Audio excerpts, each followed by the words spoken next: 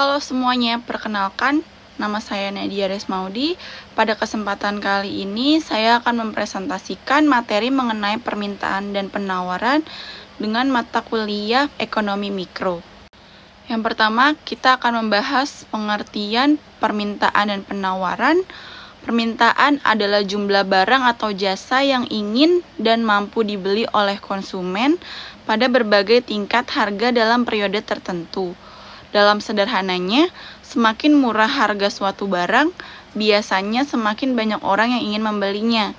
Sedangkan penawaran adalah jumlah barang atau jasa yang ingin dan mampu dijual oleh produsen pada berbagai tingkat harga dalam periode tertentu. Semakin tinggi harga, biasanya produsen akan semakin tertarik untuk menjual lebih banyak barang karena keuntungan yang diperoleh lebih besar. Selanjutnya ada hukum permintaan dan penawaran. Hukum permintaan menyatakan bahwa apabila harga naik, maka jumlah barang yang diminta akan turun. Dan sebaliknya, jika harga turun, maka jumlah barang yang diminta akan naik. Hubungan ini bersifat berlawanan arah. Sedangkan hukum penawaran menyatakan bahwa apabila harga naik, maka jumlah barang yang ditawarkan akan meningkat. Jika harga turun, maka jumlah barang yang ditawarkan akan menurun. Hubungan ini bersifat searah. Untuk faktor yang mempengaruhi permintaan, permintaan tidak hanya dipengaruhi oleh harga barang itu sendiri, tetapi oleh beberapa faktor. Yang pertama ada faktor harga barang itu sendiri, harga barang lain baik secara barang pengganti maupun pelengkap, pendapatan masyarakat, selera atau preferensi konsumen, ekspektasi harga di masa depan, faktor non-ekonomi seperti budaya, kebiasaan, dan tren. Semua faktor ini dapat menyebabkan perubahan permintaan atau bahkan pergeseran kurva permintaan. Dan untuk faktor yang mempengaruhi penawaran, antara lain yang pertama ada biaya produksi, kedua ada teknologi, ketiga ada jumlah penjual atau tingkat persaingan, yang keempat ada ekspektasi harga di masa depan, yang kelima ada faktor alam seperti cuaca atau bencana.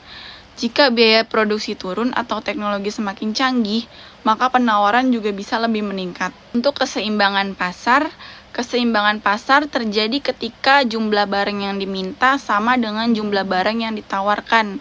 Pada titik ini, tidak terjadi kelebihan permintaan maupun kelebihan penawaran. Contohnya, jika pada harga 10.000 jumlah barang diminta adalah 100 unit dan jumlah yang ditawarkan juga 100 unit, maka pasar berada dalam kondisi seimbang. Dan jika harga berada di bawah harga keseimbangan, maka akan terjadi kelebihan permintaan. Sebaliknya, jika harga berada di atas harga keseimbangan, maka akan terjadi kelebihan penawaran. Untuk studi kasus permintaan kopi, berdasarkan jurnal permintaan dan penawaran dalam ekonomi mikro oleh Feni dan Asriati tahun 2022, dijelaskan contoh penerapan konsep permintaan pada komoditas kopi. Ketika harga kopi meningkat, jumlah kopi yang dibeli konsumen akan menurun. Hal ini terjadi karena konsumen bisa mengurangi pembelian atau beralih ke minuman pengganti lainnya seperti teh atau matcha dan lain-lain. Jika harga kopi menurun, jumlah permintaan akan meningkat karena konsumen lebih tertarik membeli dalam jumlah yang lebih banyak. Hubungan ini sesuai dengan hukum permintaan, yaitu berlawanan arah antara harga dan jumlah yang diminta. Untuk pergeseran kurva permintaan dapat bergeser jika terjadi perubahan faktor selain harga seperti perubahan selera konsumen, tren konsumsi minuman, kondisi tertentu seperti pandemi.